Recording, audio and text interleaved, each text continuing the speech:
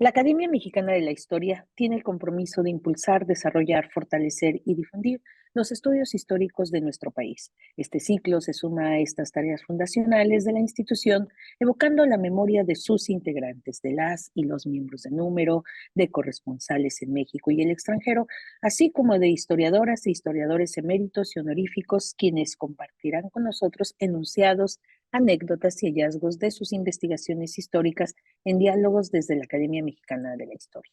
Mi nombre es Araceli Almaraz, investigadora del Colegio de la Frontera Norte y académica por Baja California de nuestra corporación. En esta sesión del ciclo 2023, julio-diciembre, nos acompaña el doctor Jaime del Arenal Fenocchio, académico por nuestra Ciudad de México, a quien yo agradezco enormemente que nos acompañe el día de hoy.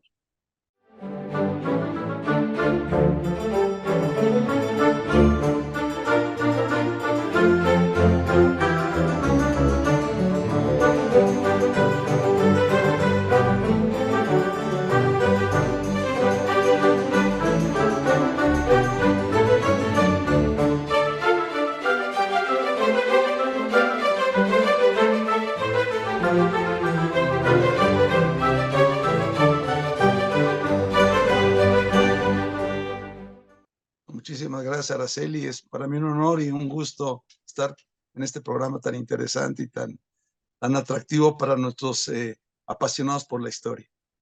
Muchísimas gracias, querido doctor Jaime del Arenal, por compartir en este espacio tu trayectoria y tus aportes a la historiografía mexicana, principalmente desde la historia del constitucionalismo, la historia de la independencia y también la historia de la religión católica.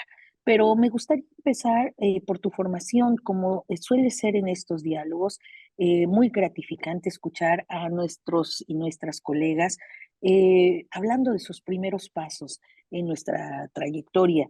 En este caso, yo tengo pues dos ejes para preguntarte y para abundar.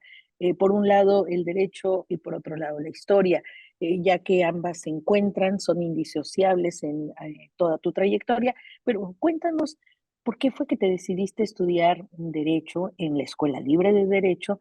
¿Y qué fue esa primera llamada de atención en tu edad o muy temprana? O qué fue ese chispazo que te hizo decidir, yo quiero estudiar derecho? Y luego ya nos contarás cómo se suma la historia. Bueno, yo creo, Araceli, que primero comienza la vocación por la historia. Realmente desde estudiante en la primaria, secundaria y la preparatoria, en el bachillerato, mi pasión fue siempre la historia. Lo que ocurre es que por presiones familiares y obvias razones económicas que todo el mundo sabemos en este gremio, pues hubo cierta presión familiar para que yo me dedicara a una carrera mucho más lucrativa. Mi papá era abogado, era juez, él Ujú. era egresado de la Facultad de Derecho de la UNAM, nació en Hidalgo, pero radicado en la Ciudad de México. Y bueno, pues la presión fue muy clara de que estudiara Derecho y que una vez que estudiara Derecho, después me dedicaba a la historia, ¿no? Ahora, ¿por qué la Libre? Pues porque era la mejor escuela de Derecho, para mí sigue siendo la mejor escuela de Derecho en todo el país. Mi papá tenía alguna relación de amistad con el rector de entonces, que era Raúl F. Cárdenas. Mi hermana también tenía una relación con el secretario general de entonces. Todo a mí se me hizo muy natural irme a la Libre sin saber lo que era la Libre, porque la Libre resultó ser y es una escuela sumamente exigente, sumamente que exige tiempo completo, una dedicación absoluta y sobre todo, pues mucho carácter para salir de ahí. Es una escuela que autoforma, más que forma, permite la autoformación con una enorme exigencia. Ahí me enteré que efectivamente era una escuela donde habían salido grandes historiadores también, entre otros el más importante historiador mexicano del siglo XX, a mi modo de ver, que era don Edmundo Gorman. Pero yo entré con mucha aversión al derecho y con mucha vocación por la historia. Y fueron años de pesadilla los de la Libre, aunque me fue estupendamente, me fue muy bien en la Libre y salí con muy buenos promedios y todo. Pues yo mi interés siempre era la historia. Después de una crisis vocacional fuerte, pues decidí ya por ahí del segundo o tercer año de la carrera que pues acababa derecho y que mi decisión era dedicarme, ya que había estudiado esa carrera, a dedicarme a la historia del derecho. Después de un ejercicio profesional muy pequeño en algunos despachos o compañías, de fianzas, pues realmente acepté la oportunidad que la propia escuela de Derecho me brindó como investigador. En ese momento Jorge Adame estaba iniciando un grupo de investigadores, estamos hablando de 1978 más o menos, un Así grupo de es. investigadores para que la escuela no fuera solamente una escuela de profesionistas, sino también de estudiosos del derecho, de la ciencia jurídica. Y ahí fue donde tomó una decisión de vida, ¿no? Efectivamente decidí hacerme historiador del derecho, tenía la formación jurídica, ahora necesitaba hacerme de la formación histórica más formal, ¿no?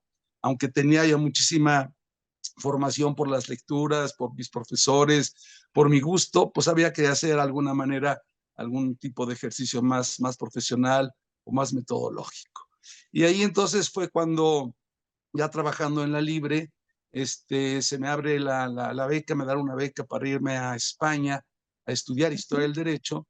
Y en la Universidad Complutense tuve el gusto de conocer a uno de mis grandes maestros, don Rafael Gibert Sánchez de la Vega, que me inclinó también y me profesionalizó mucho en una historia del derecho concebida como historia de la ciencia jurídica, una historia del derecho entendida como historia de juristas, no historia de legisladores, no historia de leyes, no historia de reglamentos, como la que pues desgraciadamente imperaba entonces y todavía en mayor parte en este país sigue imperando, ¿no? La historia del derecho aburridísima, la historia de las instituciones muy formal y sobre todo la historia de las fuentes reducidas a la legislación.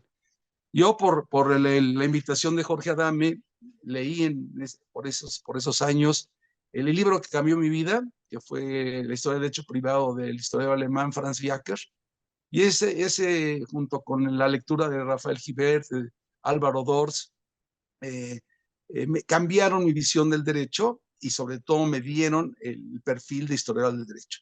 Sí, el derecho que yo había estudiado en la Libre había sido malgastado con una concepción que a mi modo de ver sigue siendo imperante y empobrecedora del pensamiento jurídico, reducida a lo que dice el poder y a lo que dicen los legisladores. Me encontré con estas influencias, pues con la gratísima descubrimiento para mí de que el derecho era otra cosa. Era otra cosa, era un conocimiento fundamental en la historia del pensamiento occidental, capital en la cultura occidental. Y entonces nada más había que darle el soporte, el fundamento histórico a esas concepciones que a mí se me revelaban ya muy gratas a partir de mi salida a España y mi regreso a México. Cuando regreso a México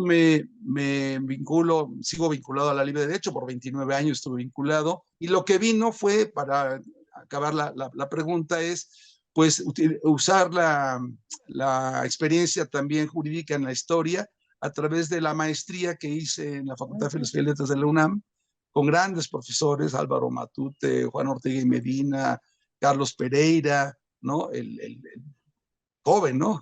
Carlos Pereira el joven, fueron grandes profesores, la maestra Ruiz Gaitán, Beatriz Ruiz Gaitán, Sí, que bueno. entonces ya con esa formación de historiador, pues me lanzo prácticamente a nivel de la docencia y a nivel de la investigación, a convertirme en un eslabón de lo que entonces estaba haciendo ya una renovación nacional dirigida por el Instituto de Investigaciones Jurídicas de la UNAM de la historia del derecho. Hay un grupo de investigadores, grandes amigos hoy, algunos ya han fallecido lamentablemente. Iniciamos lo que hoy se llama la nueva historia del derecho en México, de los cuales pues yo me siento Mira. un orgulloso representante. Esa sería, digamos, mi formación, lecturas, profesores. En el camino también de la historia me vinculo con el Colegio de Michoacán, que para mí fue capital ese vínculo, porque ahí recibí la influencia benéfica de tres grandes historiadores. Luis González y González, capital en mi Claro. formación. Andrés Lira, que también tenía la cosa de que era jurista y es jurista, gratísimo amigo, ¿verdad? Un gran maestro para mí. Y también mi ahijado, porque es mi ahijado, Carlos Cerrejón. Carlos Cerrejón Peredo fueron las tres grandes influencias que recibo en el colegio de Michoacán, junto con la de Jean Meyer, que me hacen ya pues, completar una formación jurídica sólida y una formación histórica, creo que también bastante sólida. Esa fue mi trayectoria y a partir de entonces pues una vida dedicada a la academia, fundamentalmente a la docencia. Es decir, que la docencia me quitó mucho tiempo para la investigación, pero me lancé a la investigación un poquito con la guía de Jorge Adame y de estos grandes autores, y ahí encontré mis temas, ¿no? Si quieres, después platicamos de mis temas. Sí, claro que sí. No, bueno, sin duda, esta transformación de la cual nos haces parte ahorita en este recuento, eh, pues es importante recalcar que el salir, el irte a otro país, pues te va a permitir esta apertura. Me imagino que estuviste en Somosaguas, ¿te tocó en Somosaguas o no? No, estuve en la Complutense de Madrid. Yo yo iba a la Universidad de Navarra, pero Mm. por razones entre climáticas y personales, no me sentía a gusto en Navarra. De hecho, nunca me llegué prácticamente a inscribir en esa ocasión, porque años después regresaría yo. Ya Ah, veremos sí, después. ahorita tocamos Sí, eso. regresaremos. Yo en ese momento no, yo tenía 24 años, no me sentía a gusto, y entonces preferí lanzarme a Madrid y vivir la vida madrileña en la Universidad Complutense con Alfonso García Gallo y con Rafael Gibert. Sí. Sí, y bueno, aquí pues retomas justamente eso que nunca se fue de ti, ¿no? Que es este interés por la historia y empiezas justamente pues a hacer estos entramados que se van a hacer cada vez con el paso del tiempo mucho más fuertes y esa visión crítica que la vuelves a expresar sobre esta perspectiva del derecho que impera en el país pues de alguna manera va fortaleciendo tu mirada crítica. Y finalmente terminas haciendo un doctorado en la Universidad Panamericana, pero que está compartido con la Facultad de Derecho de la Universidad de Navarra. Sí, años después, bueno, se me está retrasando el doctorado toda la vida, se me retrasó por la docencia y por muchas otras razones, y hasta en el año 90, sí, muy tardía, hasta el 96, 97, la Universidad Panamericana de México con la Universidad de Navarra, que son instituciones hermanas, yo estaba trabajando también en la Panamericana junto con la Libre Derecho. Eso me sirvió mucho para equilibrar mis posiciones también críticas respecto de dos instituciones interesantes y las dos exigentes. Forman un convenio de doctorado entre el derecho, de derecho entre la Panamericana y la Navarra. Y yo me inscribí a ese programa, también apoyado económicamente por la propia institución, y finalmente ese fue el que redundó en que años después yo no me recibiera en Navarra, usara Navarra muchas de las materias, la otra mitad la estudié en la Panamericana, y finalmente trasladara mi expediente de la de Navarra a la Panamericana, y me recibí finalmente como doctor en Derecho por la Universidad Panamericana. Claro, con tesis en Historia del Derecho y con todo mi trabajo en Historia del Derecho, porque todas las materias que cursé pues se enfocaban ya realmente a la materia histórica jurídica, ya como monográficas, ¿no? Entonces ya era para entonces pues un historiador del derecho, yo creo que ya consumado, pero que me faltaba pues, esa cereza el pastel que para todos los académicos siempre queda pendiente, que es culminar el doctorado, y felizmente lo conseguí. En esta etapa de tu fase preparatoria, que, bueno, al final de cuentas, también dar clases te exige mucha preparación, pero la tesis doctoral de a qué la vas a dedicar, cuál va a ser el tema y cómo vas a resumir ya lo que va a ser pues tu pensamiento en esta tesis, porque me gustaría que lo mencionaras porque esto nos va a permitir en el siguiente segmento ya hablar ahora sí de pues tu obra, tus aportes historiográficos. Sí, el tema que yo inicialmente estaba bajo la dirección de don Ismael Sánchez Bella, un historiador del derecho indiano, español, de origen valenciano, eh, y él enfocaba mucho sus trabajos a estudio de los virreyes en la Nueva España. Él le gustaba dirigir tesis sobre virreyes de la Nueva España. Y efectivamente a mí me interesaba mucho el periodo, ya desde chico me interesó mucho el periodo de los imperios mexicanos. De hecho, mi tesis de licenciatura trata sobre la educación en la época de Maximiliano, Sí, en el Segundo Imperio. Uh-huh. el segundo imperio, la legislación educativa. Entonces, el imperio los dos imperios siempre estuvieron como que en mi huella, ¿no? En mis intereses. Y entonces me interesó el virreinato de Juan Ruiz de Apodaca. ¿Por qué? Porque para mí era un virrey que efectivamente implicaba la transición entre una época y otra, o sea, el fin del dominio español en la Nueva España y el comienzo de un país independiente como era México, ¿no? Y eso me vinculaba mucho a mi interés particular que venía siendo también la figura de Agustín Iturbide, ¿no?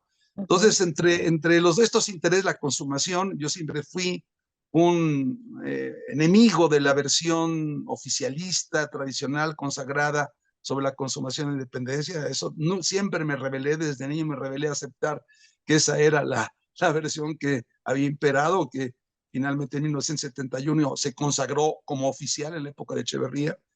Y entonces yo quería explorar precisamente el periodo que iba de 1816 a 1822-23, ¿no?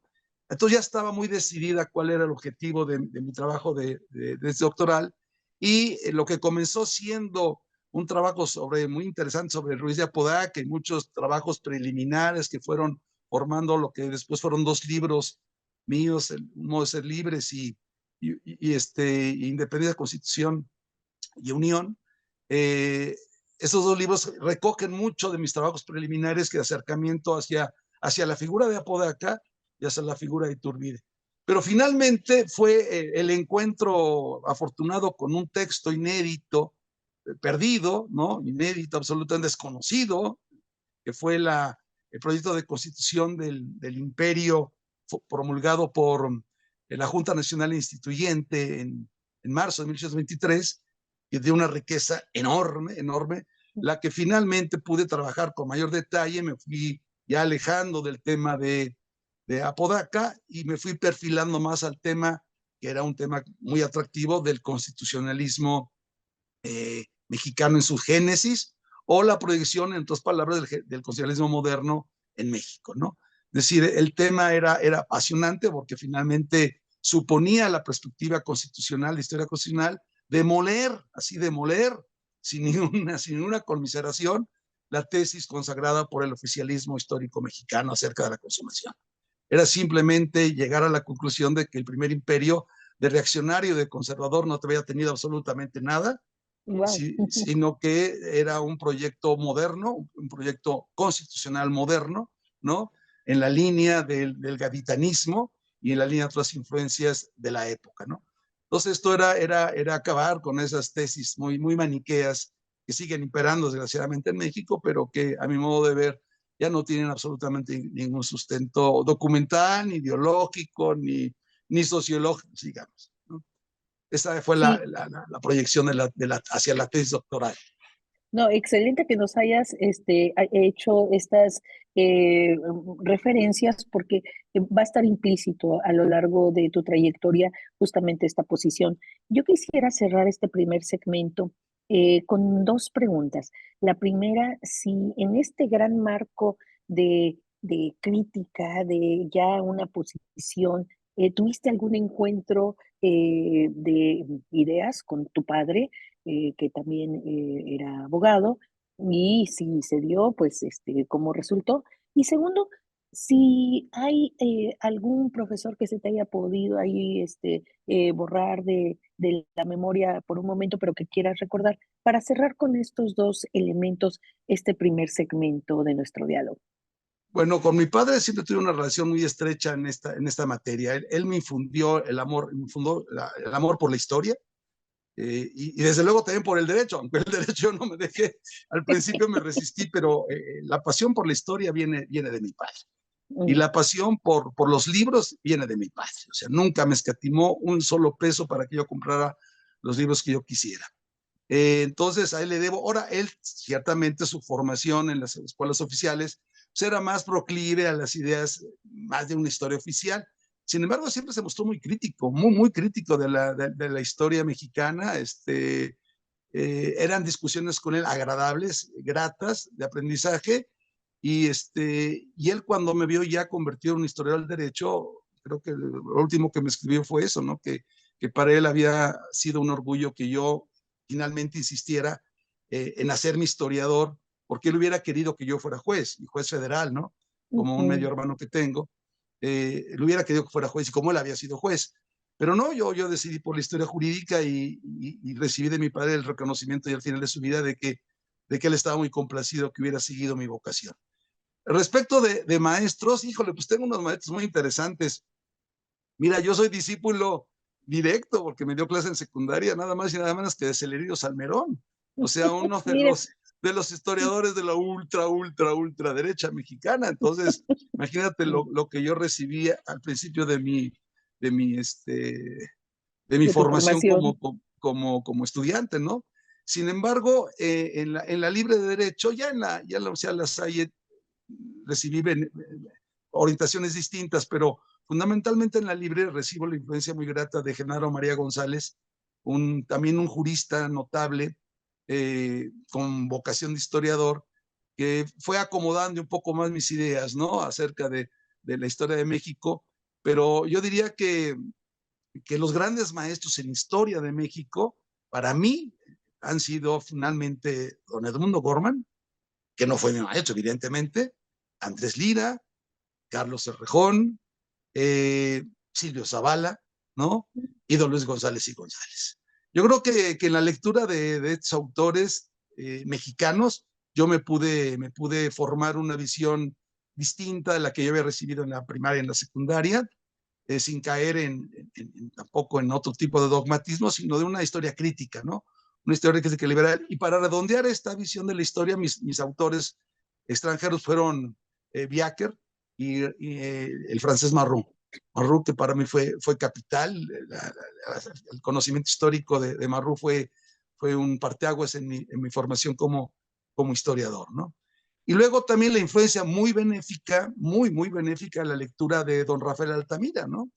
Yo tuve la suerte de encontrármela en el archivo del CESU el entonces CESU de la UNAM, las conferencias que dictó en la Escuela Nacional de Jurisprudencia en 1910 y las publiqué, las di a la luz. Y esas conferencias que hablan de la historia del derecho, pues acabaron de modelar mis intereses como historiador del derecho. Pues qué interesante y qué importante que hagas este recuento, porque al final estos diálogos sirven justamente para que nos conozcan, para que a los miembros de la Academia Mexicana de la Historia los conozca ese público amplio y vean, sobre todo los jóvenes, las nuevas generaciones que están por alguna de las rutas que nosotros hemos ya trazado, pues justo estos pasos previos, cómo se va conformando ya una perspectiva, una visión, un proyecto intelectual. Y si te parece justamente de tu proyecto intelectual, hablemos en el siguiente segmento en un momento más.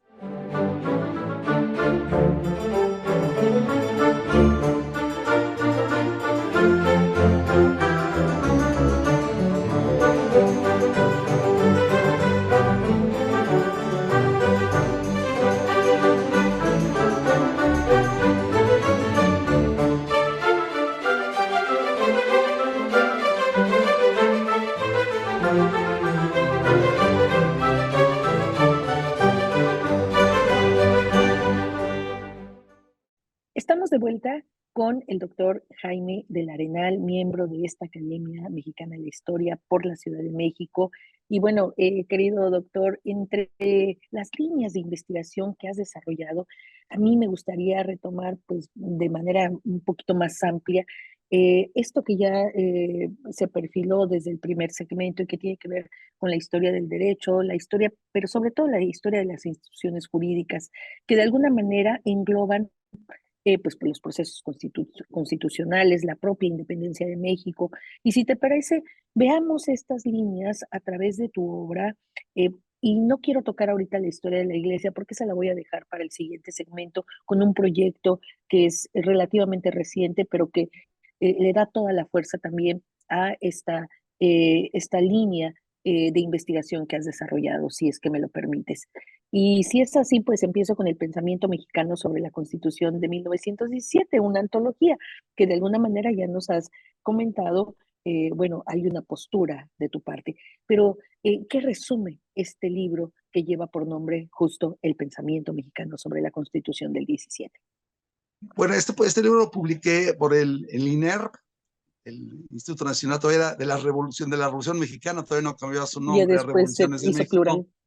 pero fue una oportunidad que tuve para también desde una perspectiva más crítica, ampliar el conocimiento que tuvieran los estudiantes de Derecho, y en general todos, sobre los grandes autores del constitucionalismo mexicano, que estaban reducidos nuevamente pues, a los historiadores o juristas afines al régimen o sumamente conocidos, ¿no? Si no fueran muy adictos al régimen, pero eran ampliamente difundidos, como era Felipe Tena Ramírez o algún otro autor. Este texto me permite a mí llevar el tema, el pensamiento constitucional sobre la Constitución 17, al conocimiento de autores muy desconocidos entonces o poco tratados, como eran pues, mi maestro, aunque nunca me dio clase, pero mi referente en la Escuela de Derecho, que eran don Manuel Herrera Lazo, ¿no? Manuel Herrera Lazo y otros autores que estaban un poco desconocidos y que ahora se los pude articular siguiendo el método de las generaciones, ¿no? A partir de los primeros que primero se comentan en la Constitución 17, como son el propio Rabasa, como son el propio Macedo, como son Berestañol, que comienzan a sorprenderse el nuevo texto constitucional, en una idea de las generaciones muy orteguiana, pues los fui siguiendo también un poco los métodos que proponía Luis González y González en la ronda de las generaciones, fui acomodando los textos selectos de los grandes constitucionalistas mexicanos del siglo XX, ¿no?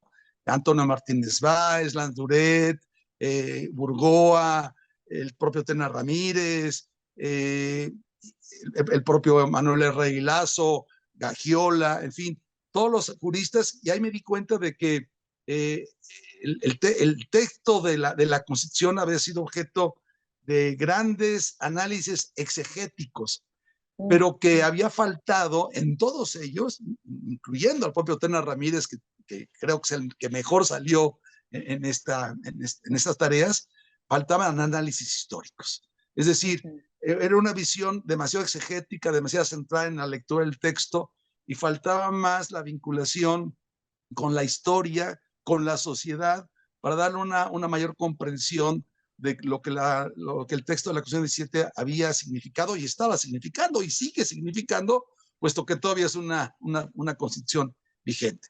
Entonces, se trataba también de incorporar la misma línea de trabajo que ya había adoptado. El derecho no circunscrito al texto legislativo, en este caso al texto constitucional, sino también en lo que se llama la jurisprudencia, entendida como la ciencia del derecho, como el saber del jurista, como lo que hoy llamamos la doctrina malamente, pero que realmente es la jurisprudencia, no tanto como las sentencias de los jueces, sino como el saber de los juristas. Y en este caso los que tenían que opinar eran los juristas. ¿Quiénes? Los juristas constitucionalistas mexicanos sobre el texto de la Constitución. Entonces se alineaba perfectamente este libro en este propósito de descubrir, de revelar un derecho creado, reflexionado, propuesto por los juristas. Este es el valor de esta antología mexicana, que está por ahí, es útil, ¿verdad? Porque nos permite atisbar distintas miradas de distintos temas sobre un mismo texto constitucional. Así es. Y te pregunto, también esta crítica que vienes haciendo, donde te vas moviendo hacia la jurisprudencia más que al texto simple, eh, eh, ¿haces en esta retrospectiva o en algún otro trabajo alrededor de este libro una mirada hacia atrás de las constituciones previas, un poco para comprender cómo finalmente llegamos a la Constitución del 17, o eso lo reelaboras posteriormente? No, yo tuve un gran maestro de constitucional en la Escuela de Derecho, que es Elisur Arteaga Nava. Él nos enseñó a vincular la historia con el derecho. Luego la lectura de la propia obra de Manuel Herrera Lazo y de Rabasa, no se diga, es vincular la historia con el derecho. Entonces sí, había ya una línea muy clara. Pero entonces el conocimiento del constitucionalismo mexicano me llega a través de la clase de constitucional, pero también yo ya me meto a hacer una especie de estudio comparado para una obra colectiva poco difundida, pero que está ahí, de todas las constituciones de cada una de las entidades federativas de México. Desde la independencia, desde que nacen como estados, ¿no? y los distintos procesos que ha llevado a cabo el constitucionalismo local mexicano.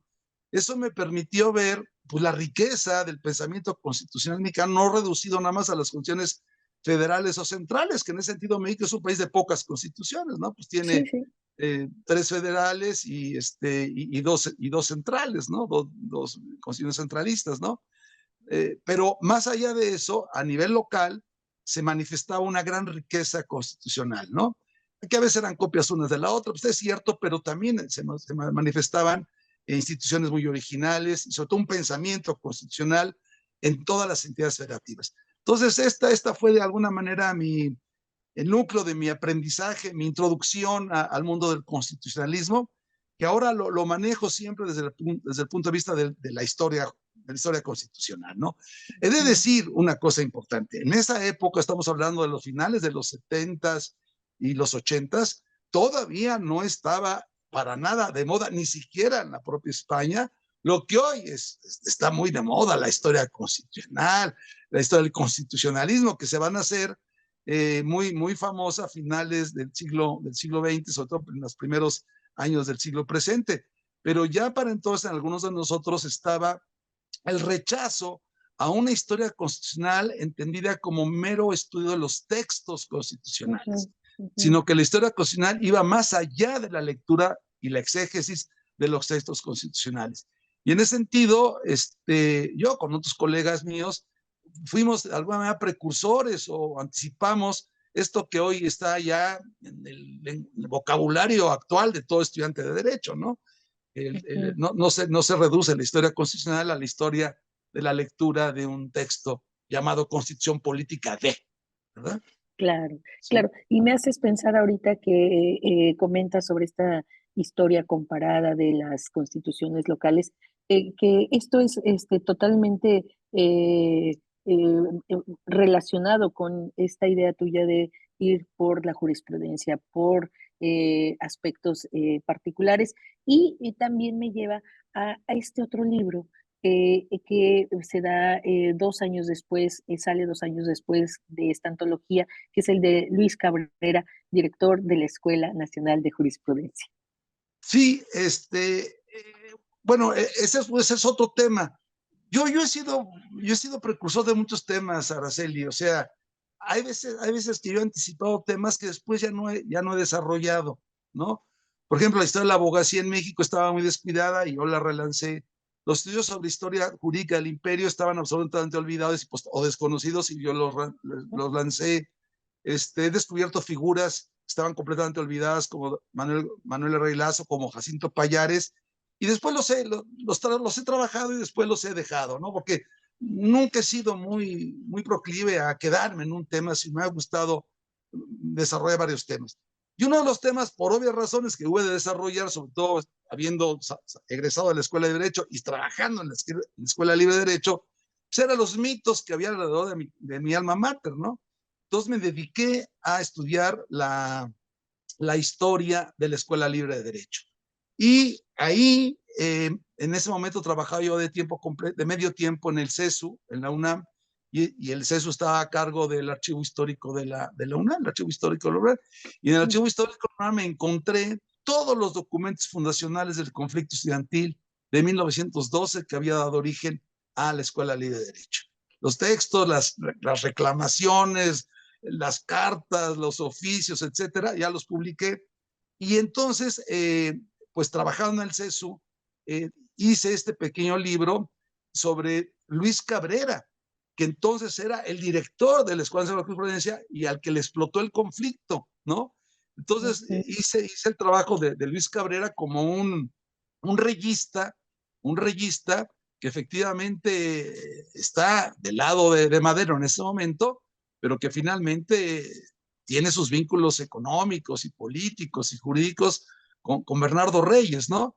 Y entonces y esto lo ponen en conflicto con los científicos, y no hay que olvidar que algunos de los principales científicos fundaron la Escuela Libre de Derecho, no necesariamente todos, pero pues estaba Rabás, estaba Macedo, estaba Ver Estañol, que era el gran enemigo de Luis Cabrera a nivel profesional, o sea, a nivel de las pugnas profesionales, cómo trasciende el ámbito académico.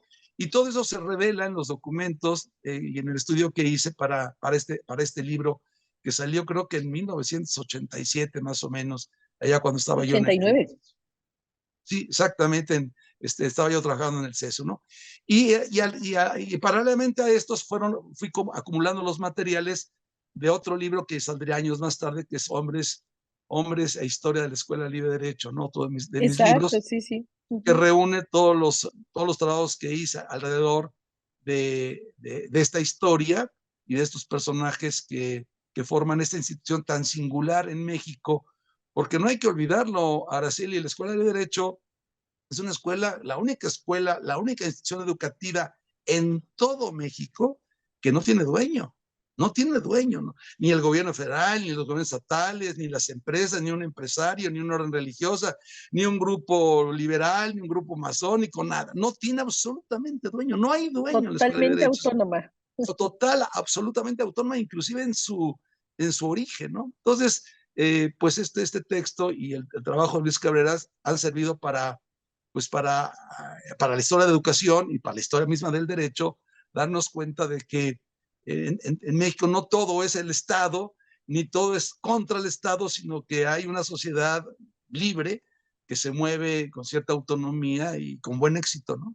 Con buen éxito. Claro. Sí, fíjate que yo pensé que el título de Luis Cabrera, director de la Escuela Nacional de Jurisprudencia, justo ponía en el centro esta reflexión que hacía sobre la importancia de la jurisprudencia sobre el texto o sobre la ley escrita tal cual. Pero ha quedado perfectamente claro el, este peso de la Escuela Libre de Derecho y pues estas proclamas que se van a hacer y estos libros que tú vas a recuperar. Que bueno, también veo ahí también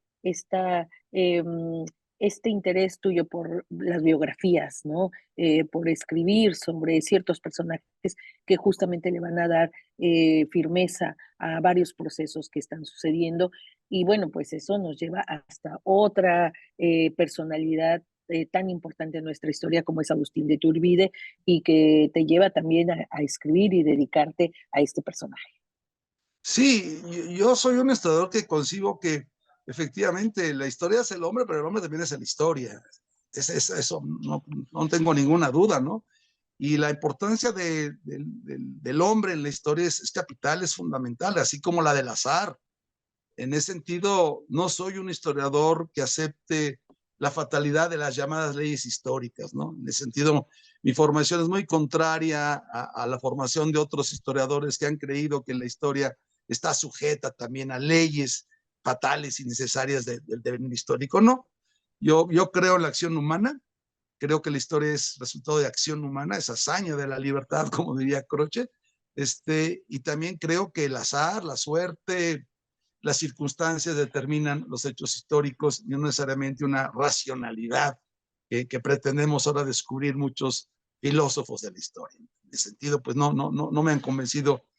Y entonces de aquí que mucho de mi trabajo, sobre todo en una perspectiva de la historia del derecho, entendida como historia de los autores, de los juristas, de los jurisprudentes, como hora de la jurisprudencia, evidentemente se vincula por fuerza a la historia de los hombres, a los hombres de toga, ¿no? A los hombres de derecho, ¿no? A los juristas, ¿no? Esto lo enfoqué en mis trabajos de Rey Lazo, de Jacinto Pallares, de muchos otros autores que no voy a comentar ahorita, pero están ahí en trabajos monográficos míos. Pero también me llamaba la atención siempre ahí ese pendiente de entrarle al tema de la consumación de la independencia y no tanto la figura de Iturbide, porque hay personas que piensan que yo soy experto en Agustín Iturbide. No, yo no me siento experto en Agustín Iturbide. Yo me siento experto en el constitucionalismo de la época de Agustín Iturbide, ¿no? O sea, en las ideas de Agustín Iturbide y en su pensamiento y en su entorno constitucional. Claro, resulta insoslayable entrarle a la figura de Iturbide, ¿no? ¿Por qué? Por la carga polémica que tenía y que sigue teniendo en la historia de México. Y segundo, pues porque sí me interesaba llevar a cabo una labor de reinterpretación del personaje. Sí, sí, definitivamente sí. Y creo que ahí, precisamente en la historia constitucional, en la historia de las ideas Y en la historia del derecho encontré lo que yo llamo, no es necesario llamarlo así, pero alguno puede interpretarlo como la reivindicación de Iturbide. Yo no lo llamo reivindicación, yo lo llamo más bien la ubicación justa de Iturbide en la historia de México, ¿no? Y esa idea es muy sencilla. Es el hombre que propone un proyecto político con el cual se construye el Estado mexicano. Nace el Estado mexicano. En ese sentido, no hay ninguna duda para mí proclamarlo como el primer estadista mexicano.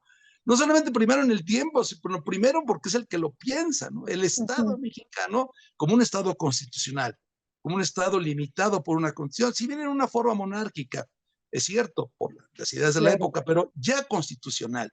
Es decir, y en ese sentido no se necesitaba hacer ningún tipo de apología del personaje como la que entonces había tradicionalmente difundidos en México, como la de Mariano Cuevas o de Alfonso Trueba, o tantos otros autores que desde el punto de vista de la historia conservadora, de la historia de la derecha y mexicana, hacían de este personaje. Yo creo que no era necesario meterse en esa discusión, sino dejar precisamente que el personaje y sus documentos, sus palabras, sus documentos, dijeran lo que tenían que decir.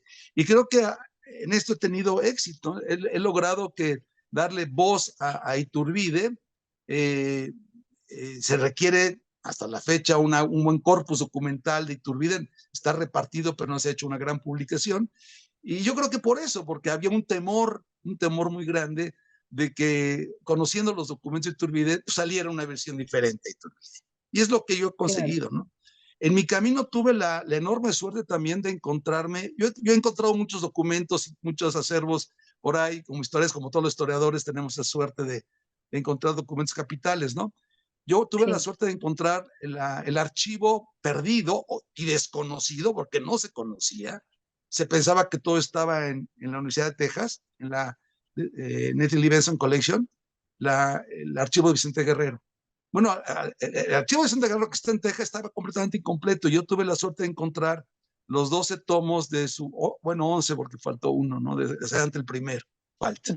Los 11 tomos de la colección de 12 tomos del epistolario de Vicente Guerrero, pero no las cartas que él escribió, sino las cartas que él recibió, los documentos que él recibe.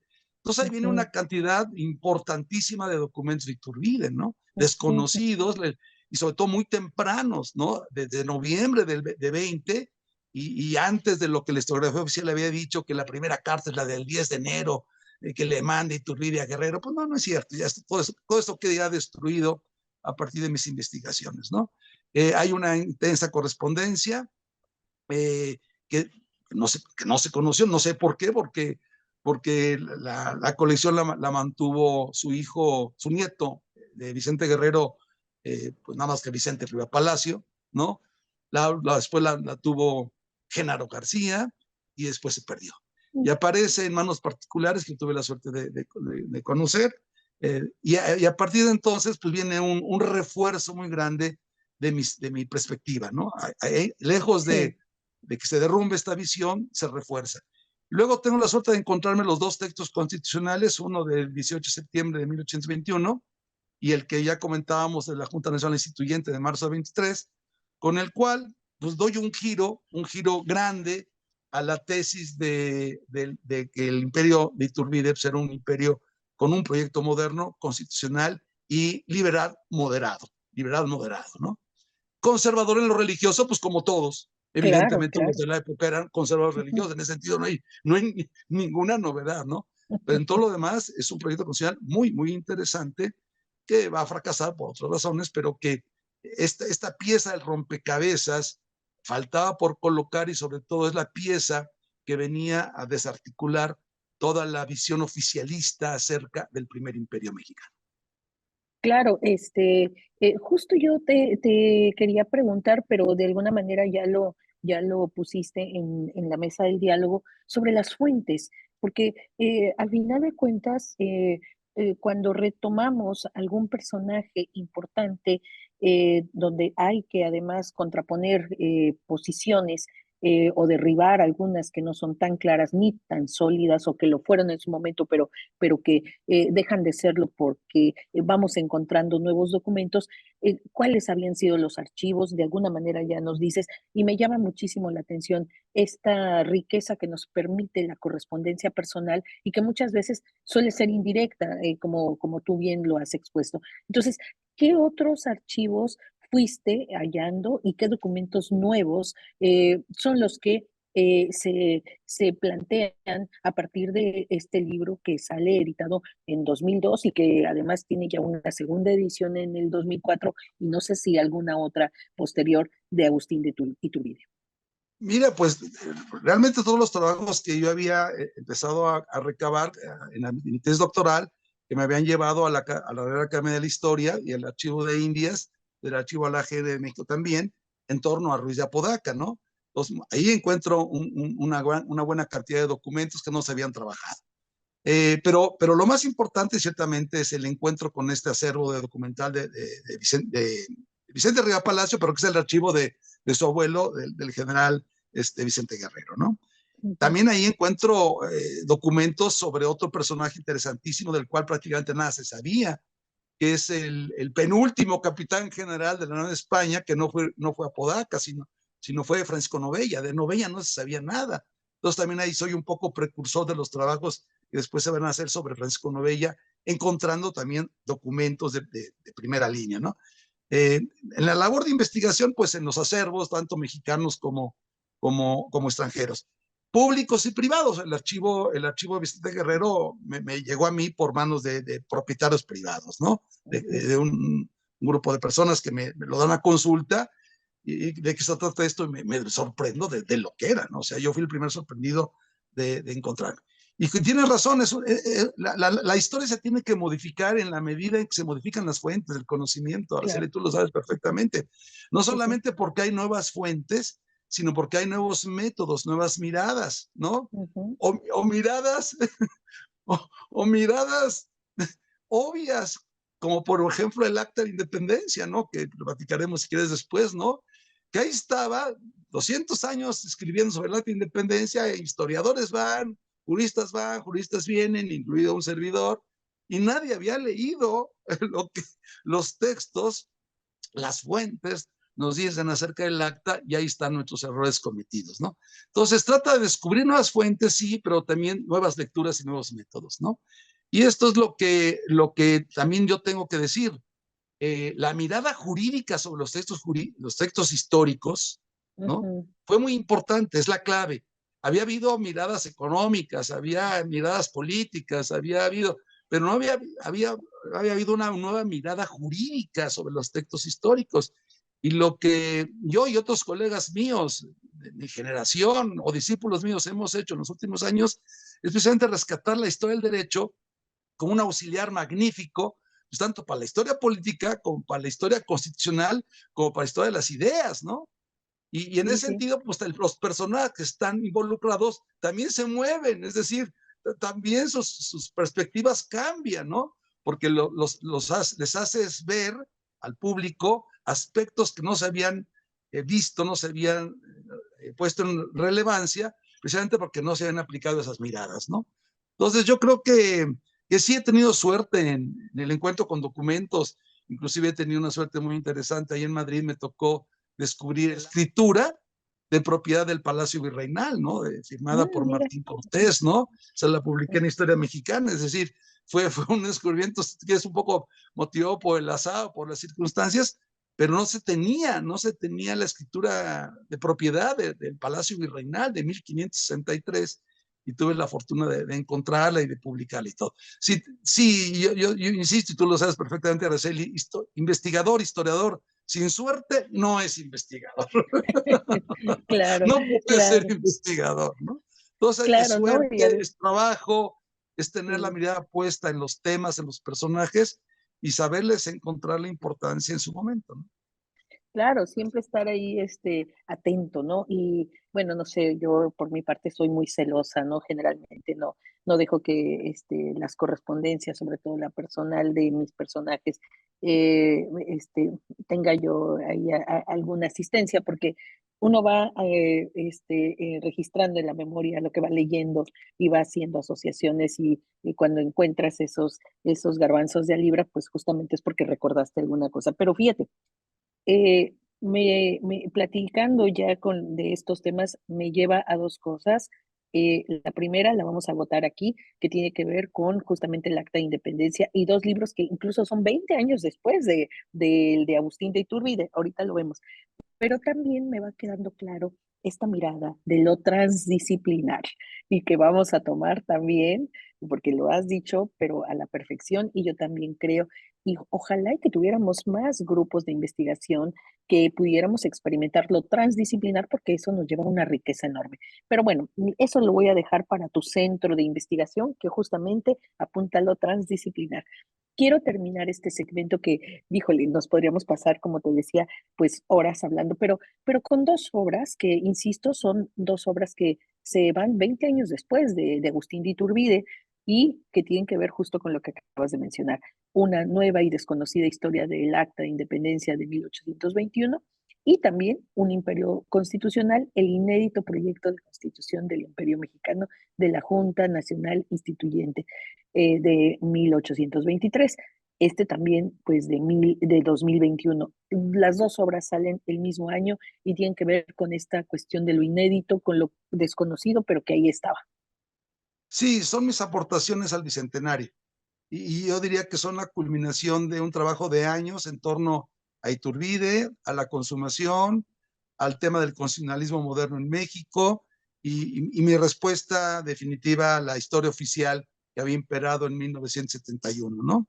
Es decir, con esto yo siento que aporto a la historia mexicana algo que no se había dicho ni se había descubierto.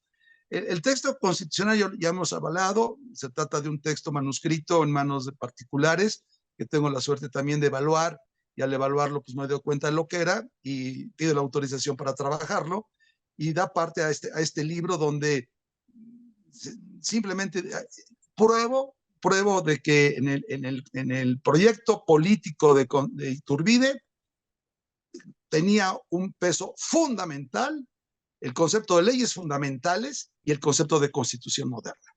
Y lo que él se proponía era un imperio constitucional, una monarquía moderada, como lo dice el plan de Iguala, no se traiciona, y que si disolvió al Congreso, al primer Congreso Constituyente en octubre del 22, fue precisamente porque el Congreso Constituyente no discutió, ni aprobó, ni le interesó para nada elaborar una constitución, cuál era su primera obligación. Y cuando él reúne la Junta Nacional Instituyente en lugar del Congreso Constituyente, que no había hecho absolutamente nada por la Constitución, queda claro que en el plazo de 3 meses, 4 meses, hay un proyecto de principio a fin constitucional perfectamente elaborado. No aprobado, no promulgado, si tú quieres, no revisado, no discutido, pero sí terminado como un proyecto oficial, que no se dio a conocer porque cae Iturbide en marzo precisamente y en abril va a abdicar, ¿no?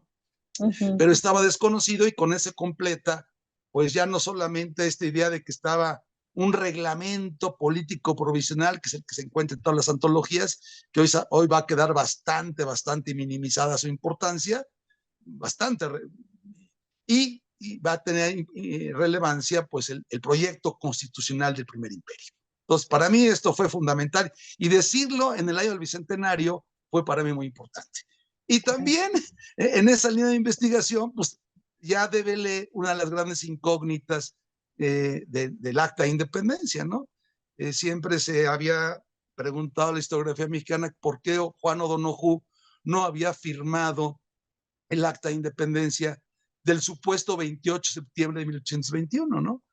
Y eso fue lo que atrajo mi atención y al hacerlo, no solamente resolví la incógnita de por qué no firmó los dos manuscritos que hubo, se levantaron en octubre de 1821, no el 28 de septiembre, sino a principios de octubre de 1821, se levantan las dos actas, una se quema en el incendio de la Cámara de Diputados en 1909, y el otro el que se conserva en el Archivo General de la Nación, el único que se conserva original, que no tiene la firma de Juan Ojoro. Ahí revelo por qué no lo firmó, por qué no lo pudo firmar, y hago ya lo que para mí va a ser una conclusión definitiva para la historia mexicana de aquí en adelante.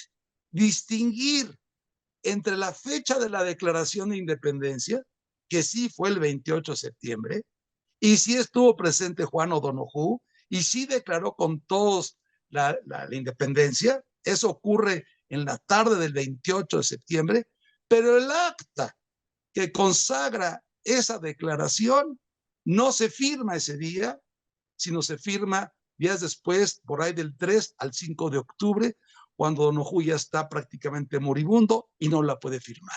El acta se levanta después. Ahora bien, esta diferencia entre firma del acta y la declaración, que es un tema importante porque revela la ausencia de una firma, también nos dice de la miopía que en ocasiones tenemos los historiadores para leer los documentos, porque la clave la encontré yo en las actas precisamente de la Junta Nacional Instituyente de finales de 1822 y principios de 1823, donde hay una errata y en lugar de poner la comisión del acta de independencia, ponen la comisión del acto de la independencia. Y a partir de esa errata, no, perdemos de vista de que hubo una comisión destinada a elaborar el acta sobre lo que se había declarado el 28, ¿no? Y esa es la comisión que redactó el acta de independencia y se pasa a firma a partir del 3, 4, 5 de octubre de 1821, no el 28 de septiembre. Y aparte, otra consideración, Araceli, que es capital, y invito a todos nuestros auditorio que la lea con detenimiento. El acta nunca dice la fecha en que se firma. Si la leen bien, si la leen con atención, dice que el 28 de septiembre se hizo la declaración. La declaración hecha el 28 de septiembre, pero no dice la fecha en que se firma el acta. Entonces, esa es una aportación que también tuve la suerte y la fortuna de darle a mi país, a nuestro país, en el año del Bicentenario. Corregir esas dos cosas. No, indudables aportes que se van haciendo por los historiadores y en este caso el aporte creo que es contundente y en efecto creo que tenemos la obligación de ser más precisos en nuestras lecturas. Me hiciste pensar, por ejemplo, yo que hago historia económica, historia empresarial, muchas veces una sociedad mercantil se registra ante notarías en una fecha y meses después o días después ante registro público, pero en algún momento pasaba muchísimo tiempo entre un momento y otro. Entonces, ¿cuál es la fecha de fundación? ¿La una o la otra? Entonces, sí, tenemos que ser muy precisos porque hay contextos y momentos en los que una fecha versus otra puede darte pistas enormes. Y justo quisiera que termináramos este diálogo con esta invitación que le pudieras hacer, sobre todo a los jóvenes historiadores o jóvenes interesados en la jurisprudencia, en la historia del derecho, sobre un mensaje que el doctor Jaime del Arenal quiera dejar frente a esta gran historia ya profesional de años y estos aportes historiográficos que has hecho a nuestro país, pero un mensaje para las jóvenes generaciones. Yo les diría a los jóvenes, hombres y mujeres que estudian historia actualmente, que tienen que tener una formación multidisciplinar y privilegiar, no porque lo diga yo, sino porque es básico, la historia del derecho. ¿Y por qué lo digo? Porque la mayor parte de las fuentes, Araceli, históricas son documentos jurídicos, son actas notariales, son testamentos, son censos, son actos administrativos, son leyes. O sea, las fuentes, la inmensa mayoría son jurídicas y hay que tener un bagaje jurídico. Pero también aquí el segundo mensaje sería un bagaje jurídico de la época que estudio, no el actual, no la visión del derecho de hoy trasladada a la época que estoy estudiando, sino ahí está el esfuerzo, entender lo que era el derecho y la concepción del derecho y de las fuentes en la época del tema que estoy estudiando. Eso les va a dar un bagaje, les va a dar una formación y una riqueza interpretativa y enorme, enorme, enorme, enorme. Desconocer el derecho de la época es desconocer una buena cantidad de ideas, de mentalidades, de prácticas, de costumbres que explican mucho la sociedad. Entonces ese sería mi mensaje, ¿no? Una formación jurídica lo conseguimos en el Colegio de Michoacán, lo conseguimos en el Colegio de México, ¿no? Yo creo que uno de mis grandes éxitos como profesor es haber podido trasladar la necesidad de la formación jurídica en los historiadores. Y eso fíjate que creo que lo conseguí mejor con los historiadores, con los propios abogados, porque los abogados son resistentes, ellos quieren la ley vigente, y la perspectiva histórica la rechazan, ¿no? Tienen razón, es una profesión lucrativa de hoy, ¿no? No tienen por qué estar sabiendo lo que fue el derecho antes, no van a ganar de eso, ¿no? Pero al historiador, sin formación jurídica, sí necesita tenerla y es un elemento enormemente rico en su formación.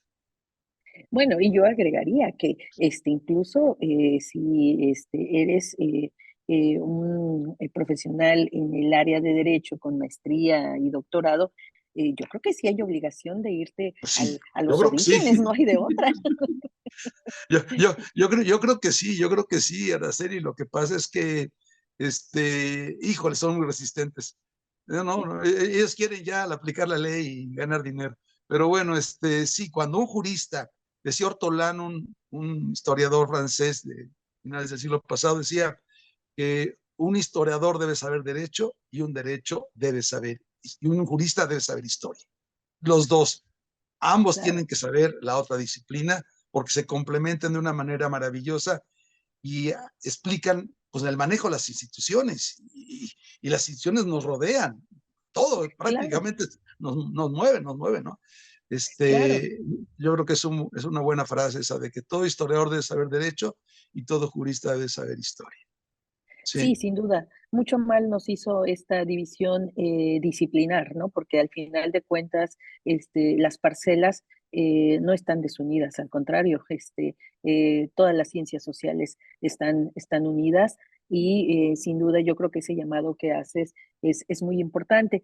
Yo quisiera que pasáramos al siguiente segmento para hablar de otro tipo de actividad del doctor Jaime del Arenal, que tiene que ver más con diplomacia, mucha gestión, porque ha sido impresionante el trabajo de gestión en dos instituciones, como lo vamos a ver, la Escuela Libre de Derecho y por supuesto el Colegio de Michoacán, pero una tercera y última digo última en el orden que la vamos a tratar, pero yo creo que en orden de importancia, creo que es lo que más está llevando ahorita el centro de tu atención y que surge en 2019. ¿Te parece que en un momento más hablemos de ello? Perfecto. Sí, como no, con mucho gusto.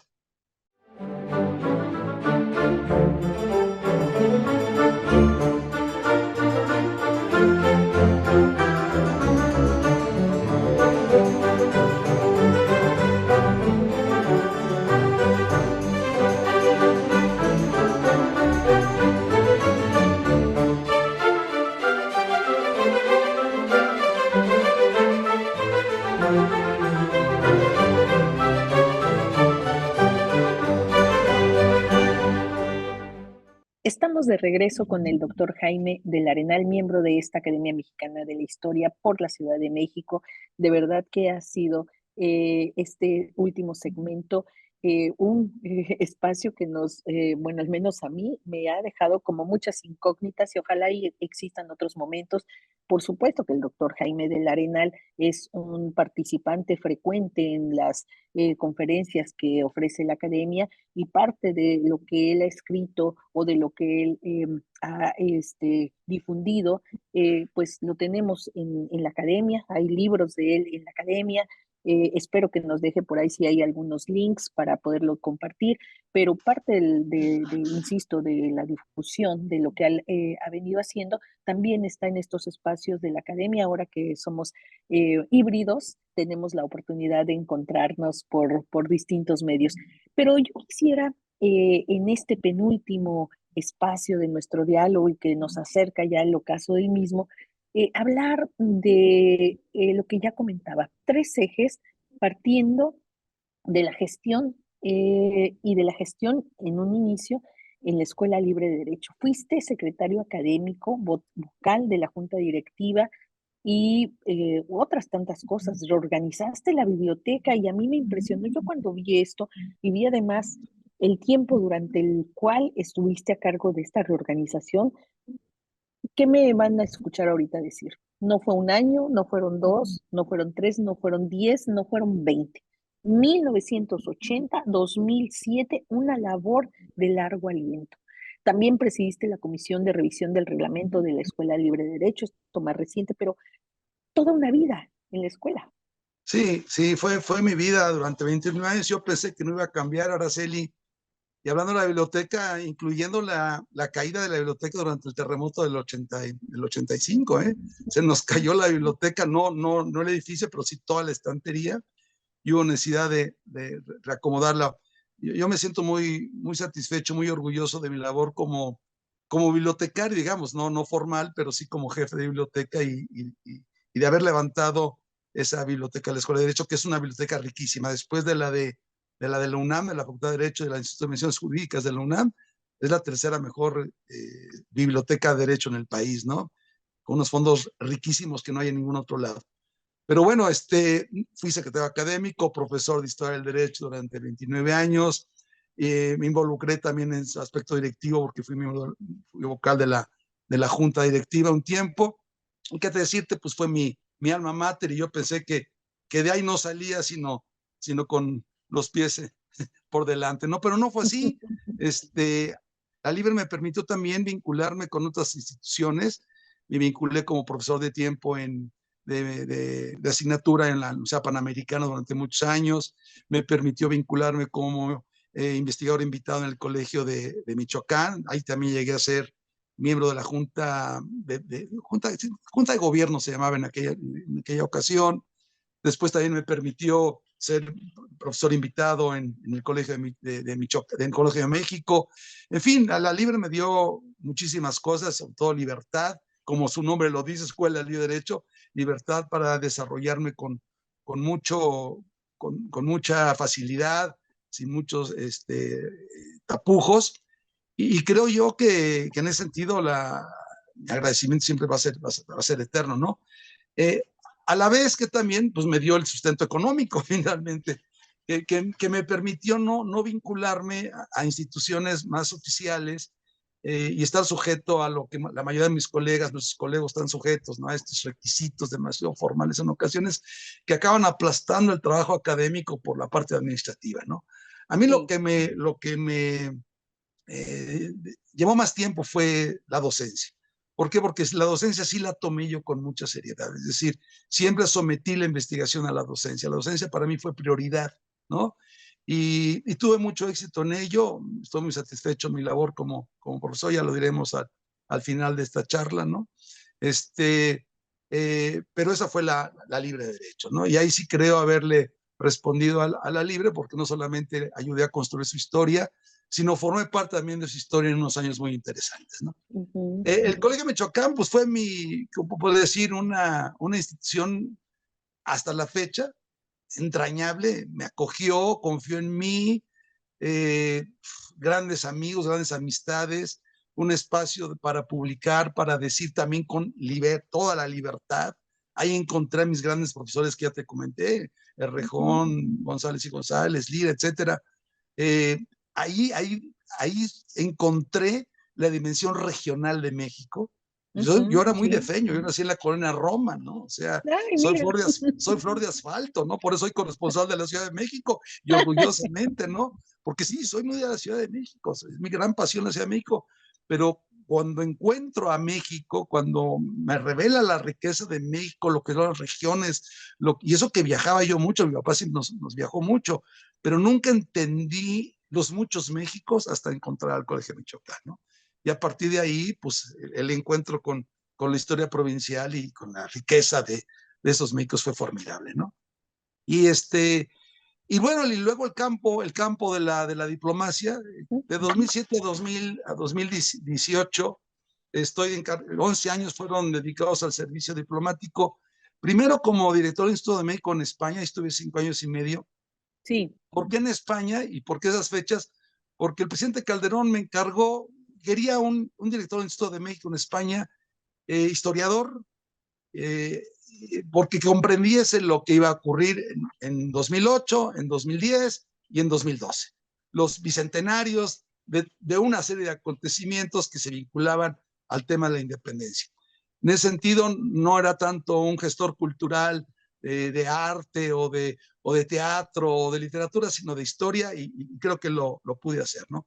Ahí dejé como señal de mi paso el busto de Ramos Arizpe en Cádiz, ¿no? Ese lo promoví Ah, yo, lo mira, puse yo, porque voy dejando siempre, en mis 3 destinos dejé estatuas, mira. Araceli, A estatuas, ver, pero ¿no? en la libre derecho, ¿cuál fue? No, en mis 3 destinos diplomáticos, en mis Ah, 3 ok, destinos diplomáticos. sí, sí. En España dejo el busto de Ramos Arizpe en 2012, ¿no? Fue una Ujú. etapa muy interesante lidiar con los españoles y sus interpretaciones sobre nuestra independencia, que, ay, hijo, en ocasiones había que poner los puntos sobre las sillas, ¿no? Pero en fin, esto no vamos a discutirlo. Luego me fui ya de A embajador Ecuador. a Ecuador. Ahí Ujú. tuve una gestión muy interesante porque era un Ecuador muy distinto. Ahorita lamento lo que le está pasando a Ecuador. Ahora bien, cuando, cuando el presidente Calderón piensa en mí para que le ayude en el servicio exterior, había la posibilidad y el deseo de que de entrada fuera embajador, pero yo no quise, o sea, yo fui el que no quise. ¿De dónde voy a ser embajador si soy un profesor de Derecho durante 29 años? Y entonces por eso acepté y quise la dirección del Instituto de México en la Embajada de México en España, ¿no? Pero pasados 5 años y medio ahí, pues finalmente ahí aprendí el arte diplomático, ahí me hice Ujú. diplomático, ahí me formé como diplomático, y ya para la llegada del presidente Peña, pues ya podía yo ser tanto embajador por designación de él, como embajador porque pues ahí ya tengo mis méritos como diplomático, ¿no? Entonces ya fui designado embajador primero en Ecuador y después en la Santa Sede, pero Sí, ya sí. por designación del presidente Enrique Peña, ¿no? Y te decía que en Ecuador pues fue un momento muy interesante de la historia ecuatoriana, cuando no era la historia que es ahorita, era un país Ay, absolutamente sí, qué seguro, barbaridad. inocente, positivo, en alza en su vida, una gente maravillosa, un país verde extraordinariamente bello. Fueron 4 años verdaderamente de un encuentro con América Latina, que es lo que yo quería, porque a Ujú. mí tuve la fortuna de que me pidieran, me dieran gusto en el destino que yo escogiera, y en ese sentido, pues me designaron a Ecuador como mi destino diplomático. ¿Por qué? Porque yo quería, una vez vista España, quería yo ver América Latina, ¿no? Y un mirador Ujú. magnífico que tuve fue Ecuador. Ahí pude ver prácticamente todas las revoluciones bolivarianas y el populismo y todos esos años interesantes que todavía seguimos teniendo en el mundo latinoamericano. Eh, lo vi desde Ecuador y fue un aprendizaje extraordinario. Y ahí también tuve la fortuna de que me hicieran académico de la Academia de la Historia de Ecuador, ¿no? Ujú. Ahí Sí, sí. también me dediqué a estudiar la historia del derecho ecuatoriano en mis momentos libres, los momentos libres que tenía, que no son muchos para un embajador, pero bueno, algo hice y me nombraron miembro de esa academia, ¿no? Miembro extranjero de esa academia. Y después ya en la Santa Sede fue, bueno, en Ecuador, ¿qué estatua dejé? Dejé la estatua de José María Morelos. Ah, En 2014, con motivo del bicentenario de la Constitución de Apatzingán, bueno, pues conseguí el apoyo de México para que develáramos la estatua que hoy adorna las calles de las plazas, los jardines de Quito, de José María Morelos, ¿no? Y bueno, y luego ya me fui al Vaticano, al luego te vas al Vaticano, Vaticano, sí, claro. me voy a Ujú. la Santa Sede, en la Santa Sede, ahí porque, bueno, porque otro tema Sí, que no hemos trabajado, que no hemos visto en esta amena charla, Araceli, que te agradezco mucho, es que otros de los temas que yo he abordado, poco periféricos a estos de historia jurídica, son los temas del pensamiento conservador mexicano. El sí, pensamiento sí. conservador mexicano vinculado a la historia de la De la- iglesia y fundamentalmente Ujú. también la historia de las devociones populares. Es un tema, si quieres, un tema hobby, pero un tema que ha aportado alguna cosa la historia de las devociones populares, ¿no? Entonces, sobre todo en el siglo XIX y siglo XX. Y también si tú quieres un punto de vista de historia del derecho canónico, si lo quieres ver así, Por pero sí, supuesto. pero una historia del pensamiento conservador que me manda a ser de alguna manera conocedor de la historia de la Iglesia mexicana a partir de la independencia, ¿no? Sobre todo a partir de la independencia, siglo XIX y siglo XX. Tengo por ahí algunos artículos sobre el tema, ¿no? Y entonces no me encuentro desvalido, ni mucho menos, cuando el presidente Peña me propone para ser embajador en la Santa Sede, y bueno, pues lo acepto, desde luego acepté, pues imagínense si no, ¿verdad? Sí, Y claro. estuve ahí, estuve año y medio para completar 11 años fuera de México, fuera de mi país, dedicado a defender los derechos de México ante pues, distintos foros, ¿no? Te debo decir, Araceli, que es motivo, para mí es el motivo profesionalmente, bueno, hay dos. El último, que es mi gran orgullo es mis alumnos, o sea, el maestro, ser maestro y mi gran orgullo, mi gran obra, mi gran legado a México es mis alumnos, o sea, el haber sido profesor de tantos y tantas alumnas, para mí es el fruto mejor que puedo dejar. Y el segundo fruto a nivel profesional es pues haber representado a México, ¿no? Porque si eres México como embajador, como diplomático eres México, o sea, no eres una pieza del engranaje mexicano, tú eres México, entonces lo sientes muy en el alma y lo sientes muy inmediato y realmente es motivo de un gran orgullo, ¿no? El tema de la embajada en la Santa Sede me permite desligarme de temas que no son los míos, que son los tuyos, lo económico, lo empresarial, lo comercial, que para mí se me dificultan muchísimo y como embajador lo hice en Ecuador perfectamente, pero afortunadamente las relaciones con la Santa Sede no pasan por la vía comercial ni económica, sino todas son políticas y culturales y para ello pues estaba yo bien preparado, ¿no? Una experiencia Sí. maravillosa, ¿qué quieres que te diga? ¿No? Extraordinaria. También ahí tuve la oportunidad de dejar un legado o promover un legado que fue la estatua yacente de un santo niño mexicano, un mártir en la guerra cristera, en Michoacán, Gerardo Sánchez, no, Jesús Sánchez, un pequeño, ahorita el nombre se me va, que también se colocó en los jardines del colegio mexicano allá en Roma, ¿no? Esa es mi vida diplomática y luego regreso un poquito con la incertidumbre de estar fuera de México 11 años, Sí, decir, bueno, sí, y ahora qué viene, ¿no? Ahora qué viene. claro.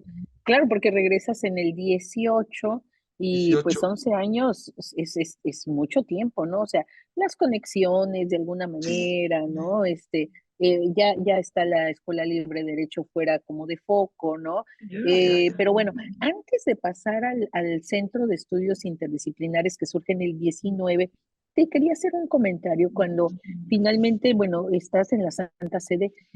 Claro, el derecho canónico, pero además no podemos entender nuestro país en su origen sin la presencia de la iglesia y de todo lo que va a implicar en todas las diferentes etapas y procesos, incluso constitucionales. Lo citaste ahorita en el plan de Iguala. Así que indudablemente que también estaba el derecho y estaba esta mirada histórica puesta y seguramente que por eso fue que tuviste el papel que llevaste a cabo ahí en la Santa Sede. Y yo dije que reservaba justamente tu línea de investigación en la historia de la religión católica y la historia del conservadurismo, porque de alguna manera creo que esto está conectado con algo que a mí me parece, ya me dirás si estoy en lo correcto, de una apuesta muy grande y muy importante que surge en 2019, que es el Centro de Estudios Interdisciplinares AC, que justamente se dedica a la investigación histórica sobre la Iglesia Católica, la religión y la religiosidad en América Latina. Entonces, además en una perspectiva de larga data, del siglo XVIII al XX, todo está, confluye en este centro. Cuéntanos. Sí, pues efectivamente, estando en la Santa Sede, eh, bueno, pues se acerca un grupo de exalumnos míos, ahí está la clave, el haber sido Ah, buen maestro de alguna manera te ayuda, ¿no? O sea, ujú, algunos míos empresarios que tienen, católicos desde luego, que tienen el interés de financiar un proyecto de investigación sobre la historia de la iglesia en México. Y me dicen, Jaime, hay estos recursos, hay este interés, lo queremos totalmente privado, que no haya una injerencia pública. Y le dije, ¿estarías dispuesto? Le dije, mira, pues déjame pensarlo. Yo no tenía muchas opciones en ese momento más que regresar a la docencia, de la cual yo ya no quería regresar a la licenciatura en Derecho, en todo caso los posgrados, pero la licenciatura estaba un poco agotada, esa etapa de mi vida, ¿no? Entonces, viene este ofrecimiento y la única condición que puse fue que fuera interconfesional, es decir, que no fuera confesional, ¿no? Que en todo caso se estudiara la Iglesia Católica, la religión, la religiosidad, pero que no dependiese de la Iglesia Católica ni de ninguna organización católica, sino que fuera historia pura, llana y simple, ¿no? Y efectivamente me aceptaron esa única condición y me dieron luz verde para echar a andar este proyecto, pues con la buena noticia de que tenían fondos para adquirir buenas bibliotecas y adquirir buenos fondos documentales, con lo cual pues ya teníamos para echar a andar un proyecto inicial. Y esto quedó muy constreñido al tipo de fondos que adquirimos, Araceli. Se adquirió, por ejemplo, la biblioteca de David Brady, ¿no? Creo que es, y lo debo decir, que lo sepan nuestros escuchas, ¿no? Creo que es la primera biblioteca que México compra de un extranjero. O sea, se han vendido N bibliotecas mexicanas al extranjero. Ya han salido libros mexicanos, pero que yo conozca una biblioteca de un historiador importante extranjero que se haya comprado para México por mexicanos es el primer caso que yo conozco. Compramos la biblioteca de David Braden, que estaba en Cambridge, Inglaterra, historiador inglés, desde luego, ¿no? Y compramos también el conjunto de microfichas, miles de microfichas que forman la colección latinoamericana de Iván Illich, del SIDOC. ¿Te acuerdas del SIDOC, aquella vieja institución que fundó Iván Illich en Cuernavaca en los años 60, 70? Bueno, él mandó fotografiar y microfilmar miles y miles y miles de publicaciones religiosas, tanto en México como en América Latina, Cuba, Venezuela, Brasil, Chile, Argentina, Bolivia, ¿no? Fundamentalmente siglos XIX y XX. Entonces, las dos, tanto la biblioteca de Bering, que es una biblioteca del siglo XVIII para acá, no son bibliotecas que te remonten al siglo XVI, sino más bien te atraen del siglo XVIII para el siglo XX, y la colección Borremans y la colección de Iván Illich nos decían cuál era el perfil de nuestro centro, ¿no? Hacer estudios de la iglesia, de la religión en general, de la religiosidad, pues en América Latina, porque son fondos latinoamericanistas, y siglos XIX y siglo XX, ¿no? Y efectivamente ya eso facilitó mucho las cosas, y a partir de entonces nos dimos a la tarea de conseguir una casa, una sede, que la tenemos ahora en Tlalpan, en la calle Xocotla, en mero centro histórico de Tlalpan. La estamos reacondicionando, está quedando muy bonita. En unos meses ya abriremos al público de alguna manera, o para trabajar. Aprovechamos la pandemia para comprar la casa, acondicionarla, rediseñarla. Es una casona muy bonita, muy amplia, y ahí vamos a instalar la biblioteca, que se llama la biblioteca Celia y Debbie Brady, por homenaje a ellos. Aunque estamos también adquiriendo otros fondos para que nuestros investigadores y el público de investigadores pueda acceder a ellos. Los investigadores, pues un proyecto también muy orientado por Luis González en el Colegio de Michoacán, Araceli. O sea, el proyecto fundacional del Colegio de Michoacán en su origen era un proyecto muy familiar, muy pequeño, muy fuera de los focos de atención de las grandes, ¿no? Universidades, Exactamente, institutos, ¿no? sí. Entonces es privado, no queremos que sea un centro que crezca más allá ahorita de 6 investigadores, somos 5, y tampoco quiero que tenga una visión docente. No es una institución docente, no va a ser una institución docente, es una institución de pura investigación, ¿no? Y con una característica para sus investigadores, todos ya maduros. No son jovencitos que acaben de salir de la carrera o que estén buscando una chamba donde hacerse, porque sabemos que esos muchachos entran en un mundo de competencias, de exigencias, que los acaban, ¿no? Y acaban, tú lo has visto. Si algo sabemos es lo que está ocurriendo en la academia en México, ¿no? Todos los jóvenes, ¿no? Yo he contratado a gente ya grande, gente madura, ¿no? ya con doctorados concluidos, con libros publicados, con un reconocimiento total, un poquito para darles el espacio de libertad, también vengo de la libre de derecho, ¿no? De libertad para que ellos diseñen y concluyan monografías. No nos interesan Excelente. artículos de revistas, no nos interesan ponencias de congresos, no nos interesan reseñas, no nos interesan, no, nos interesan monografías. Y desde el 2019 a ahorita, pasando por pandemia y todo, pues empezamos 3 investigadores, ahora somos 5, y hemos ya tenido la suerte, Araceli, de haber publicado 6 libros. 6 libros monográficos, ¿no? Tenemos también el apoyo de una editorial que es parte del grupo, no es parte del SAFE, pero sí parte del grupo, digamos, empresarial que financia estos proyectos. Y pues han sido temas sobre historia de los jesuitas en el 19, hemos recuperado las vidas y las obras de 2 obispos mexicanos, uno de Michoacán y otro de Chiapas, hemos recuperado también comentarios al Apocalipsis del Beato Gregorio López, hemos trabajado también los asuntos de la derecha mexicana, y estamos trabajando temas tan interesantes como son la presencia del protestantismo a finales del 19, buena prensa y la presencia de los jesuitas también en el siglo XX. Yo estoy trabajando ahorita actualmente ya la historia, es un tema interesante, de largo aliento, pero bonito, la historia de las órdenes y congregaciones religiosas después de la Reforma y antes del 1992. O sea, durante el periodo donde no debería de haber habido órdenes ni congregaciones religiosas porque las prohíbe totalmente la Constitución del 57, primero y 17 después, pues proliferan una actitud mundial de órdenes y congregaciones Lo que se religiosas. prohíbe se incentiva, ¿no? Y entonces ese tema de congregaciones religiosas y órdenes religiosas femeninas y masculinas lo estoy trabajando yo. Entonces son temas que estamos trabajando, estamos produciendo, ya los productos ahí están, ya a la venta del público si quieren, ¿verdad? Y eso nos permite proponerle a México, porque no lo hay centros de estudios históricos en materia económica, en materia social, historia de las ideas, historia de las mentalidades, historia del derecho, pero no había habido un centro de estudios de historia de la iglesia, la religión y la religiosidad.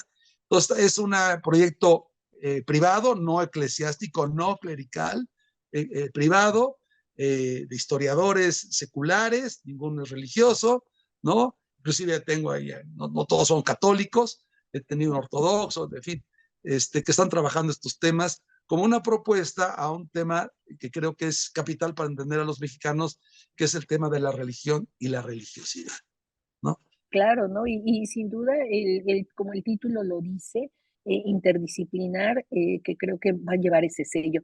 Pero todo se conecta. O sea, estábamos hablando hace unos momentos del Colegio de Michoacán, de esa impronta que van a dejar varios personajes, sobre todo Luis González, y te vemos ahora haciendo lo propio, ¿no? Impulsando un proyecto con esta mirada, con esta claridad de lo que se quiere para la investigación. Y bueno, pues yo creo que esa es la apuesta de estos últimos años y por lo cual vamos a tener mucho que escuchar. Ojalá y sí. Empezamos con el pie derecho, estamos muy contentos. Y con eso retomo, pues, ya un tema que definitivamente estaba ahí también pendiente, que era el tema del pensamiento conservador, porque el pensamiento conservador no hay que descuidarlo, no todo, pero la gran parte del pensamiento conservador mexicano está vinculado a la religión católica, ¿no? Hay otro tipo de conservadurismo, por ejemplo, curiosamente, los liberales de los años 50, 60, 70 de México en el siglo XX, son liberales que hoy podríamos verlos como conservadores, un pensamiento conservador, ¿no? Pero aquí se trata un poquito más de explorar las raíces del conservadurismo, las raíces católicas o religiosas del conservadurismo mexicano, sin meternos en otro tipo de conservadurismos, ¿no? Pues sí, son temas que están ahí, listos para ser tratados, hay muchísimo que hacer, y lo bueno de mi centro es que revela que la iniciativa privada, cuando lo quiere y se lo propone, lo consigue, ¿no? Digamos, nuestro modelo un poquito no idéntico, pero es lo que fue Condumex y ahora es el Grupo Carso, ¿no? Es decir, la iniciativa privada fomentando, metiéndose a Sí, fomentar los estudios de historia, y tú sabes lo que el Grupo Carso o Condumex en su momento le han dado sí, a la historia de México, ¿no? no, Entonces, no, un sí. poquito, nosotros a nivel minúsculo, pero ese es un poquito también lo que nos orienta. El modelo del Grupo Carso, el modelo de Luis González y los orígenes del Colegio de Michoacán, el modelo de la Escuela Libre de Derecho y la libertad de pensamiento, y sobre todo la impronta fundamental de nuestros maestros, ¿no? De los ejemplos que hemos de seguir, que son los que te enuncié a principios de nuestra charla, ¿no? Yo me siento el deudor, de esos personajes, algunos de ellos todavía por fortuna vivos, gracias a Dios, ¿no? Pero otros ya muertos, pero que han dejado su legado y que siento que es mi obligación, mi deber y de mis colegas transmitirlo a las nuevas generaciones de estudiantes. Sí, Sí, sin duda. sí, si te pones a ver, salvo mi experiencia como diplomático en el Servicio Exterior Mexicano, pues yo he sido un hombre siempre que me he movido en el mundo privado, en el mundo de los privados, ¿no? Como diría Pablo Grossi, ahí debo de decirlo también, el último gran referente de mi vida intelectual, con el cual realmente empaté, consoné perfectamente, fue el distinguidísimo juez constitucional italiano y catedrático en Florencia, Paolo Grossi, ¿no? Que desgraciadamente murió el año pasado, pero que también vino a reforzar, a redondear mi formación y decirme que no andaba yo equivocado, sino que andaba yo por el buen camino, por el buen Sí, sin camino. duda, sin duda. Y yo de verdad que sí creo que esperemos con gran paciencia, pero con entusiasmo, lo que aporte tu centro. Insisto, no nos podemos comprender sin esta dimensión de la religiosidad y entonces este espacio de investigación histórica seguramente que va a dar enormes frutos y vas a volver a poner nuevas semillas a la historia de nuestro país, porque pues como lo has narrado, es parte de tu compromiso. Y si me lo permites, vayamos al siguiente segmento, démonos una pausa, porque vamos a cerrar este diálogo que ha sido maravilloso con las distinciones, con los reconocimientos. ¿Te parece bien? Muy bien, perfecto. Gracias.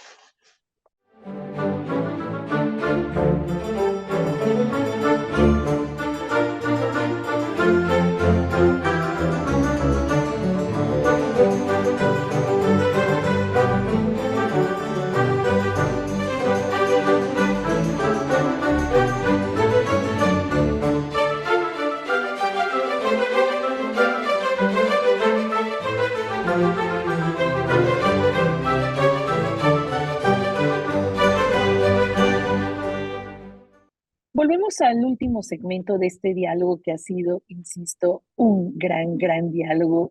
Haber tenido la oportunidad de charlar con el doctor Jaime del Arenal Fenocchio, de verdad que a mí siempre me permite descubrir nuevas cosas de los colegas de la Academia Mexicana de la Historia y creo que a ustedes también les va a generar pues muchísima curiosidad, reflexión y además entender la vida de un hombre dedicado a la docencia, dedicado y comprometido a hacer aportes a la historia de nuestro país. Pero es momento de hablar de las distinciones, estas distinciones que otorgan las instituciones, pero que sin duda se complementan con otras que vamos acumulando en nuestra carrera y que a veces no necesitan un papel, un membrete. Pero cito, el premio Jerónimo Díaz al mejor examen del primer curso de Derecho Civil en la Escuela Libre de Derecho, la medalla de oro Gustavo R. Velasco por 23 años de docencia en la Escuela Libre de Derecho. Y es que estos son honores para un gran profesor que por 29 años estuvo al pie del aula, ¿no? La venera por 25 años ininterrumpidos como profesor de la Facultad de Derecho de la Universidad Panamericana, que también fue un espacio importante. La primera palma de oro por 29 años de docencia en la Escuela Libre de Derecho, ya más recientemente en 2007. O el reconocimiento como primer investigador mexicano en conseguir la autorización del Ministerio de Cultura italiano para consultar en la biblioteca Mediceo Laurenciana de Florencia el manuscrito original de la litera florentina, la versión más antigua que se conserva del digesto de Justiniano. Académico de número de la Academia Mexicana de Jurisprudencia y Legislación, miembro también de la Academia Nacional de Historia del Ecuador y, sin duda, miembro de la Academia Mexicana de la Historia por la Ciudad de México. Así es, Araceli, pues ahora que los enumeras, me siento muy afortunado de estos reconocimientos, pero yo te podría decir que el mayor reconocimiento que yo tengo en mi vida es la carrera docente. O sea, eh, cuando veo y sigo teniendo los vínculos que tengo con mis alumnos y exalumnas, tanto en una como otra institución, no menciono cuál, porque en todas he recibido pues su amistad, su reconocimiento. Para mí ese ha sido fundamental. O sea, ¿qué he sido yo? Yo he sido un profesor que el tiempo que le ha quedado se ha dedicado a la historia crítica del derecho para hacer pensar a los juristas y a los historiadores que lo único que les permite avanzar como tales, como juristas y como historiadores, es la libertad crítica. Eso es lo único que a mí me ha interesado. Y en ese sentido, sí, yo me siento muy complacido por por esos reconocimientos que me dan en la calle, o cuando me invitan a tomar un café, o cuando vamos a comer, o alguna graduación, alguna fiesta, ¿no? Ahí sí me siento plenamente recompensado por lo que he llevado a cabo, por lo que he hecho, ¿no? Las demás son bueno, conocimientos que te va dando la vida, las instituciones, pero lo principal es el reconocimiento humano, ¿no? El reconocimiento de las personas que has ayudado a formar y a forjar en su vida. Eso es capital, eso es capital. Y no tiene precio. Y claro, y sin duda, pues lo vemos en ese entusiasmo y en esa remembranza que haces con esa pasión y ese cariño vigente hacia la labor como docente. La Academia Mexicana de la Historia. ¿Qué representa para ti? Y me gustaría que cerráramos con eso, no solamente en lo que es formar parte de esta academia, sino en términos de el compromiso de difundir la historia y cómo te ves, pues, siendo parte de esta comunidad, pero muy presente en todas sus actividades. Ay, mira, para mí fue una ilusión cumplida que ahora sí, nunca pensé llegar. Nunca pensé llegar. ¿Por qué? Porque pues me he movido en los circuitos fuera de la academia oficial, ¿no? O sea, la vida privada, ¿no? O sea, de la Libre, la Panamericana, en fin, muy al margen de los circuitos oficiales de la academia, entonces nunca pensé llegar. Entonces fue la ilusión cumplida. ¿Para qué quieres que te diga?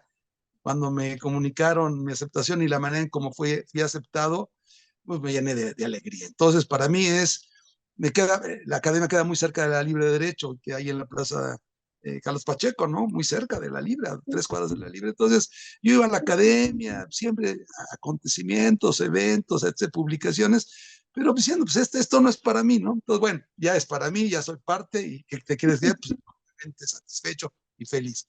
Segundo, con el compromiso de representar junto con Andrés Lira la historia del derecho, a los historiadores del derecho, ¿no?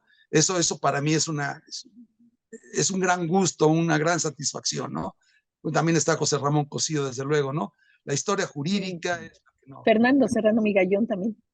hay que seguir actuando, Fernando Serrano también, claro, Fernando Serrano. Bueno, somos la parte de la historia jurídica reconocida por la Academia Mexicana de la Historia, que presidió, pues mi gran admirado Edmundo Gorman, ¿no?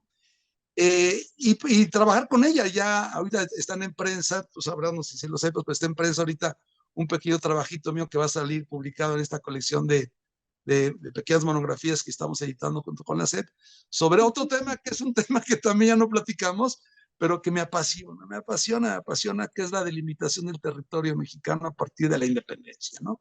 O sea, el viejo tema de Edmundo Gorman de la historia de las divisiones territoriales, puesto a tono a partir de 1821, ¿no? O sea, cómo se construye físicamente el Estado mexicano y de dónde emergen, dónde surgen los estados de la República. Es un trabajo que presento a la academia, está listo para salir en unos meses, en algunos días, no sé, o ya habrá salido, no sé. Pero sí, la idea es comprometerse con la academia en lo que ella disponga y lo que sus directivos dispongan, ¿no? Ahí es un lugar de encuentro con amigos, amigas entrañables. Es fascinante ver la interdisciplinariedad de lo que es la academia. O sea, hay temas que yo me quedo con los ojos abiertos porque no tengo la menor idea, ¿no? Y sin embargo son enormemente tratados. Ver también el prestigio que tiene la academia a nivel internacional, ¿no? Los corresponsales extranjeros, los colegas extranjeros. Es decir, yo creo que, y lo volvemos a lo mismo, ¿no? Otra vez la muestra de cómo la sociedad mexicana cuando se organiza desde lo privado, con el apoyo de lo público, no se está negando el apoyo público, pero desde lo privado puede llegar acá a ser instituciones de un enorme potencial, de un enorme valor y trascender décadas y trascender los tiempos. Yo creo que la academia viene a hacer eso, ¿no? O sea, otra vez la sociedad mexicana proyectándose en sus valores, en su exigencia, en sus conocimientos, ¿no? Y dándole al pueblo de México respuesta de lo que ese pueblo le exige a los académicos. Sí, sin duda, nuestra academia es muy generosa, tan generosa que nos permite estos espacios para reconocernos y para que nos conozcan. Así que para mí ha sido de verdad un gusto enorme que la academia nos haya conectado y que nos haya permitido tener este diálogo tan, tan, tan maravilloso como el que tuvimos el día de hoy y compartirlo con todos los que nos escuchan. Muchísimas gracias, querido doctor Jaime del Arenal Pinocchio. No, pues gracias a ti, Araceli, gracias a la academia, a sus directivos, a todo el personal de apoyo por siempre, hay que decirlo, llega uno, lo hacen sentir como en su casa, verdaderamente. Es la casa de todos nosotros. Así es, pues muchísimas gracias y con esto terminamos. Muchísimas gracias por estar con estos diálogos desde la Academia Mexicana de Historia.